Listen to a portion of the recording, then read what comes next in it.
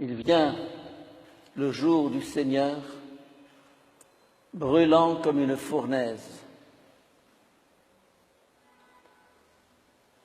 Tous les insolents, tous ceux qui commettent le mal seront comme de la paille. Le jour qui vient les consumera. Il y a dans les lectures d'aujourd'hui une colère contre le mal qui ravage le monde. Et cette colère est la mienne. Dans la dernière tournée que je faisais en Europe, on m'a dit, Père Boulade, vous êtes en colère. Je dis oui, je suis en colère. En colère comme Jésus, en colère comme Jean-Baptiste, en colère comme les prophètes, en colère contre le mal, contre un monde qui est en train de s'écrouler. Comme les 2 tours jumelles de New York, ce n'est qu'un avertissement, ce n'est qu'un signe extérieur.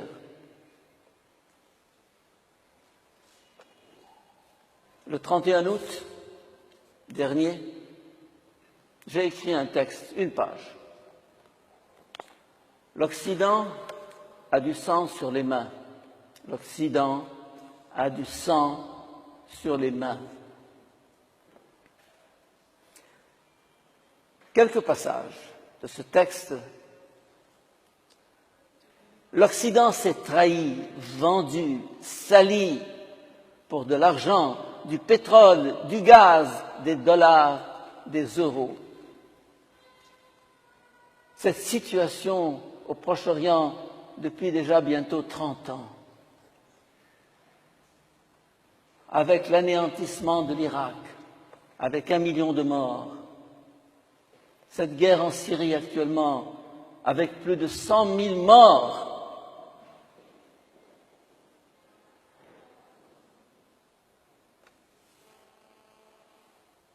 et la Libye, 80 000 morts, et le Soudan, 2 millions de morts. Et ce que nous connaissons ici en Égypte et ce que nous vivons,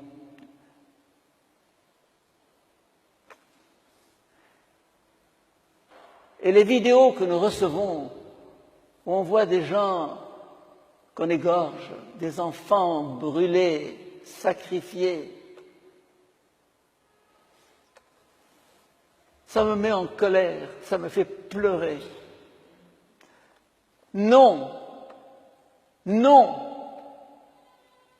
Il faut avoir le courage de dire non, de protester, de taper sur la table, de descendre dans la rue, comme l'ont fait les Égyptiens.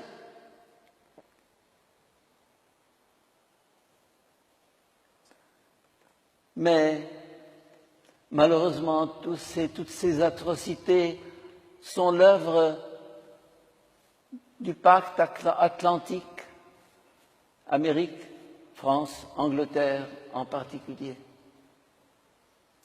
Pourquoi? Pour de l'argent, du gaz naturel, du pétrole, des dollars, des euros. Maudit soit l'argent, maudit soit le pétrole. Un bébé, un enfant, frais comme une rose, frais comme une fleur, écrasé, massacré, défiguré, et des familles entières sur les routes.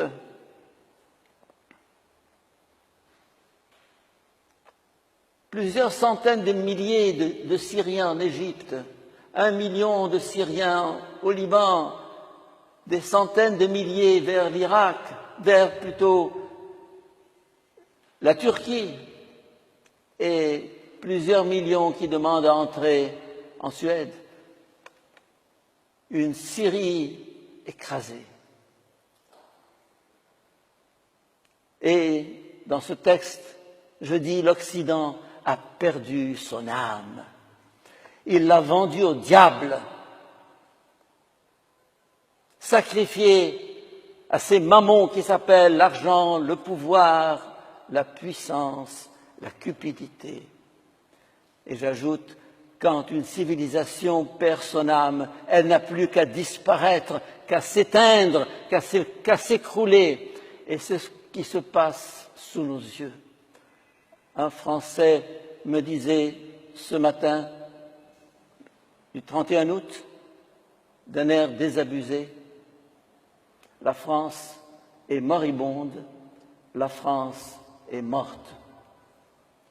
J'en dirai autant de l'Amérique et d'un certain nombre de pays qui soutiennent le terrorisme dans le monde et notamment dans nos régions. C'est dégoûtant, écœurant ce qui se passe. Ça, c'est la violence, ça, c'est la guerre, ça, c'est le sang. Mais l'Occident et toutes les sociétés de consommation sont menacées d'un autre mal, plus pernicieux, plus insidieux, plus profond. Le plaisir, la jouissance. Hier encore, j'étais avec un jeune Égyptien qui a vécu en Italie, qui est actuellement en Allemagne et qui est accroché à ces principes que nous avons tâché d'inculquer à nos jeunes ici. Mais il me dit là-bas, tout est permis. On rencontre une fille, au bout d'une heure, ça finit dans le lit. Aucun problème. On passe à une autre et à un troisième, et ça va, et c'est la valse du plaisir. Mes chers amis, il faut que vous sachiez une chose, c'est que la civilisation romaine qui pendant 1000 ans a subsisté, qui a créé des monuments, qui a été un chef-d'œuvre de civilisation, elle est morte de corruption intérieure. C'est par le dedans que ça se passe. Ça s'effrite, ça tombe en ruine, ça tombe en poussière. Une civilisation, il ne faut pas croire que ça dure toujours. L'Europe, que sera-t-elle dans 20, 30 ans? Vous allez me dire, la Tour Eiffel, l'Arc de Triomphe et tous les monuments. Vous avez écouté ce que dit Malachie? Vous avez écouté ce que dit Jésus dans les lectures d'aujourd'hui? Il n'en restera pas pierre sur pierre. Les monuments extérieurs, zéro. Ils sont le fruit d'une culture, d'une civilisation, de valeurs humaines, spirituelles. Et quand ces valeurs s'écroulent, c'est fini. Là encore, je reprends mon texte. Un jour, ce magnifique édifice de la civilisation occidentale s'effondrera de lui-même lorsque l'être humain n'est plus au centre d'une civilisation. Cette civilisation, si prospère qu'elle paraisse, est condamnée à disparaître. Et je vois venir l'écroulement de l'Occident.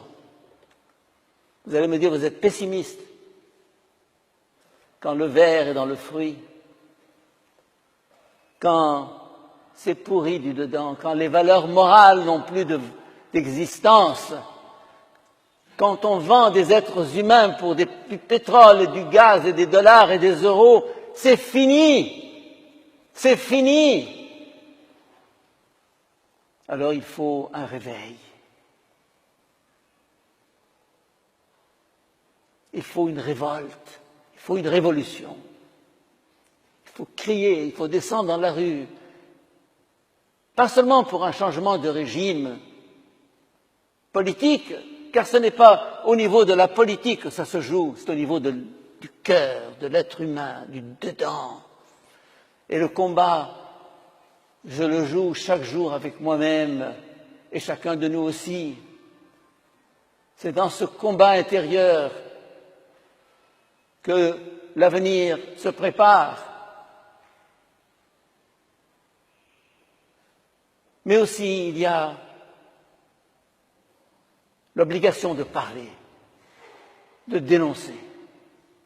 Et là, je retrouve la deuxième lecture d'aujourd'hui, la lettre de saint Paul aux Thessaloniciens. Il leur dit, travaillez, ne vous endormez pas dans la paresse, l'oisiveté, le farniente, la télévision.